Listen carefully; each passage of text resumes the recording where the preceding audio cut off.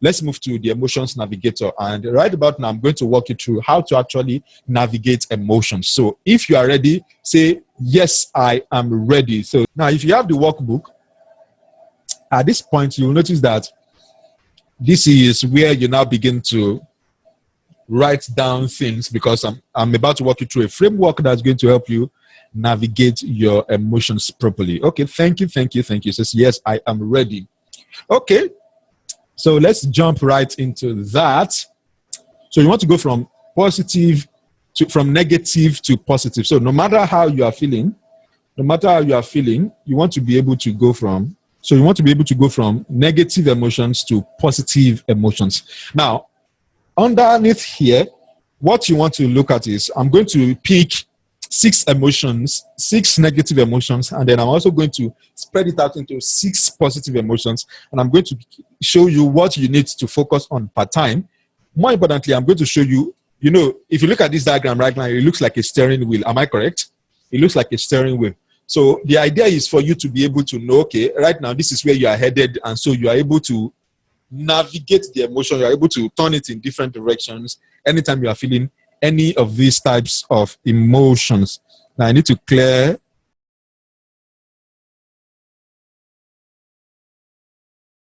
So you want to move from negative to positive, and then underneath this triangle here, there are 2 emotions you will feel: frozen and fearful. So you may feel frozen and fearful here. Now, what does it mean to feel frozen? Now, people freeze when they experience some form of pain. They experience some form of trauma. Now, the way the brain actually processes trauma and pain is, at the instance of that experience, which I call scenarios, it actually captures what is going on. And then for that moment, it freezes, and then it stores it somewhere between your amygdala, your hypothalamus, and your hippocampus. And then it freezes it as a memory that you can now begin to use at a later time. And so that's what usually makes people feel fearful. That frozen moment in time is just like, let's say you capture a picture. There are a lot of things going on in the moment, and then you just take a camera, you snap, like I take a camera and then I snap a picture. So while everything is going on, what I've just captured is just the moment in time. There are a lot of other things that contribute to what is going on.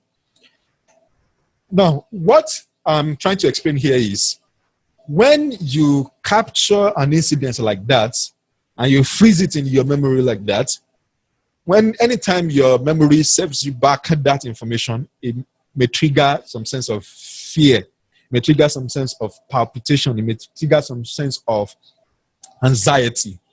In fact, when we talk about anxiety, there are 2 types of anxiety. And for those who have been in Fear Resolve, you remember that I actually talked about the episodic fear and anxiety, which is based on something that has happened in the past. And there's anticipatory fear and anxiety, which is something you are projecting into the future. So when we look at fear, or we look at being frozen, that is a negative emotion. Now, again, we can also look at this emotion here on this side of this divide. We can look at cluelessness, because cluelessness is also, we can look at cluelessness now. It now depends on how am I going to turn this thing now. So we can look at, so I'm going to write it. I'm just going to write it separately. So we can look at cluelessness. We can look at clueless, and we can look at chaotic. Please, can you see what I'm writing? Please let me know if you can see what I'm writing. Please let me know that you can see what I'm writing. Please let me know that you can see what I'm writing. So what I've just written here is clueless. And so let me see if I can find my eraser and clean it up so that you can actually, I can rewrite it for you. So, okay, good, following. So I said first, you can feel clueless, or you can feel chaotic.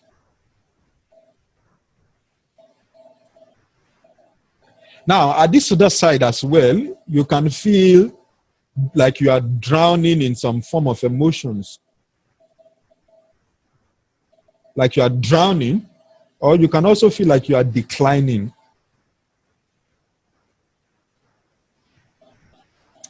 Did you get that? So these are negative emotions that you can be feeling per time. And here's what I want you to understand. When you feel clueless, you basically don't know what to do. Now, when you're feeling chaotic, there's a lot of jam. It's like network is jamming and there's a lot of noise going on inside of you. That's an emotion you can be feeling per time. Now, when it comes to drowning, it could be maybe depression. It could be maybe sadness. It could be that you are drowning in shame. And for some people, they could be drowning in procrastination. Now, when you feel like you're drowning, you could also be declining. Perhaps maybe you have reached a peak positive experience and then you begin to go down, you begin to go down. So any of these that you may be feeling, please understand that it's okay, but you can also navigate out of all of these feelings. Now, if we take the opposite side of these feelings right here, so let's start with this frozen here. You will need to feel fulfilled,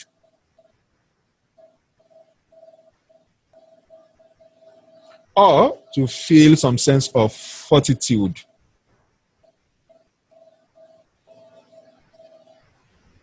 So you can feel fulfilled and have this sense of fortitude.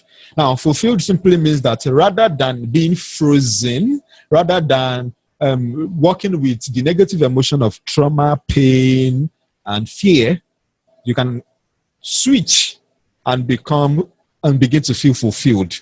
And of course, fortitude means the strength of mind to be able to see that no matter what is going on, I can pull through, I can go through, I can get out of this experience no matter what is going on, no matter what is happening to me.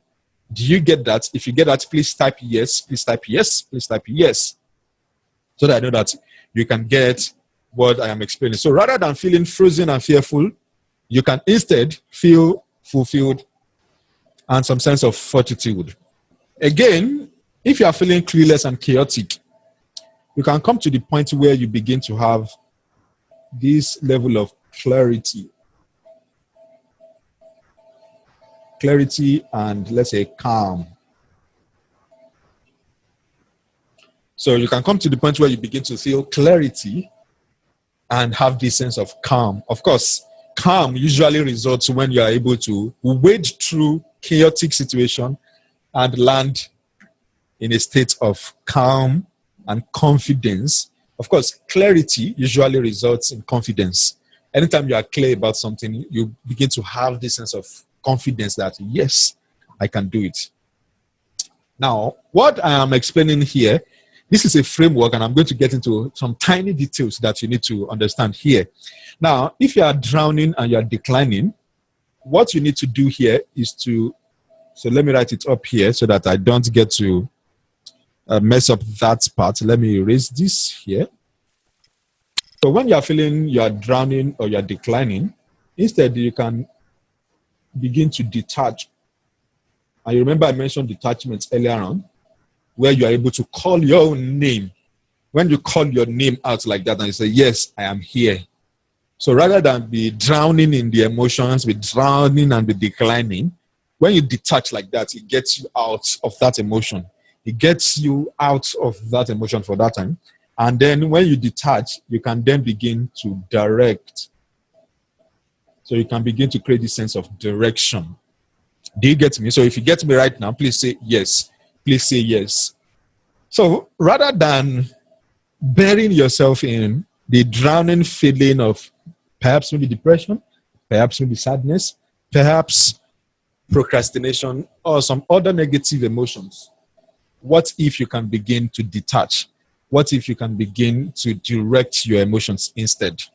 Anytime you are feeling all of these emotions, maybe you are feeling negative emotions and you want to switch to a positive emotion. Now, notice that what I've explained to you here is that you can feel chaotic, you can feel chaotic, you can feel like you are drowning, you can feel fearful and frozen, but you can also change that. And you can change that to feeling can change that to having a feeling of clarity.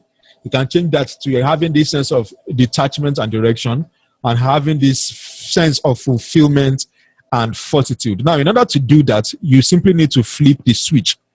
And in order to flip the switch, all you need to do is to pay attention to what you are focusing on per time.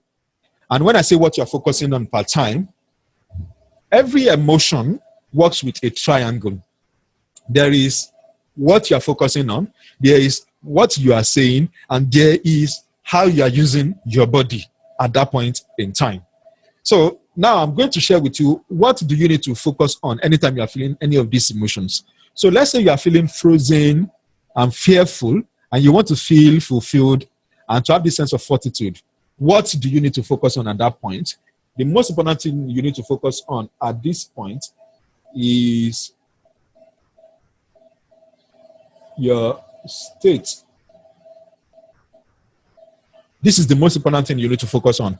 When you are feeling frozen or fearful, you need to focus on your state of mind. Now, when I talk about state, of course, in a different session, maybe I think that should be in session 3. That should be in session 4 rather. This is session 1. There are 4 sessions in total. This is session 1. There are 3 other sessions that I'm going to walk you through when it comes to mastering your emotions, and I'm going to talk about that. Remember, I mentioned it earlier on. Now, when you feel frozen and fearful, when you want to get out of that and to begin to feel fulfilled and to have this sense of fortitude, you need to focus on your state of mind. So when you are feeling frozen, fulfilled, you can switch.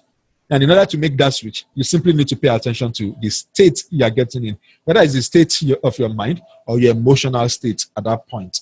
So Pearl says that what causes the switch of positive emotion? Okay, I'm going to get back to that question. Now, if you are feeling like you are drowning in a lot of emotions and you want to be able to get out of that emotion, and you want to detach and you want to be able to direct your state of mind, direct your emotions. Now, what you need to focus on here is, so in order to move out of that, you need to pay attention to the scripts that are running in your mind. And when I say scripts are basically values, memories, and beliefs that you have.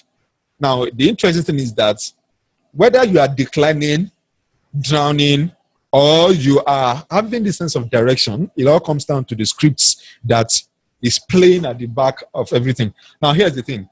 All of us are a product of scripts. And when I say scripts, as I usually explain in the Fear Yourself process, scripts are values, beliefs, and memories that we have captured over time and we have stored, and they have come to the point where they now begin to direct how we feel, how we behave, how we do things, even when we are not aware of those scripts.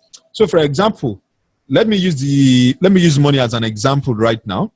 So let's say you are drowning in debt, for example, and you want to be able, let's say you are drowning in debt and you want to be able to, of course, first thing is to detach, right? And then to now begin to direct that emotion. When you are drowning in debt, you may be having feelings of guilt, shame, or maybe even regret. If you are holding on to the script that, I'm trying to remember one of the beliefs that people shared that, if you don't work hard, you can't make money.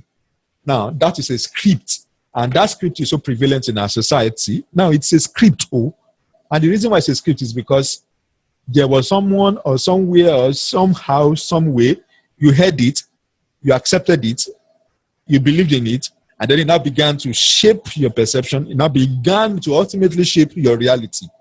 So you find that scripts, sometimes we accept scripts from people of authority, we accept scripts from parents, we accept scripts from preachers, from teachers, from the books we read, we accept scripts from different places. And these scripts, when we don't pay attention to them, they can either make us drown or they can make us go up.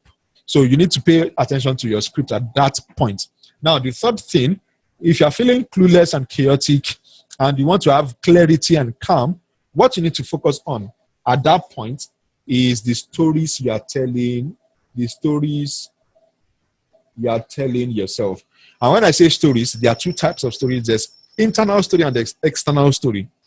The internal story is more powerful than the external story. In fact, the way I usually explain it in class, in the fair result process, and in some of my other classes, and of course in the other sessions that we're going to have, is that the stories you hold on to will shape your reality. Now, scripts are powerful, but stories are more powerful in the sense that the stories now, they are now your own self-fulfilling prophecies. They are the prophecies that you are telling yourself. So let's say you are feeling angry, and this is a case in point right now. Can you see me now? Can you see me now? Can you see me now? Can you see me now? Can you see me now? So let's say you are feeling angry. What if you actually pay attention, you will notice that there's a story you are telling yourself anytime you are feeling angry. And the most of the time, it's a story that is stemming out of an expectation you have of the other person. So you are expecting the other person to behave or to act a certain way, and the person is not acting that way. And so you're now beginning to tell yourself a story of this person is supposed to know that they are supposed to do this. So you're having this expected behavior of that person while there's an actual behavior. Are you getting what I'm explaining? If you understand what I'm explaining, please say yes. Please say yes.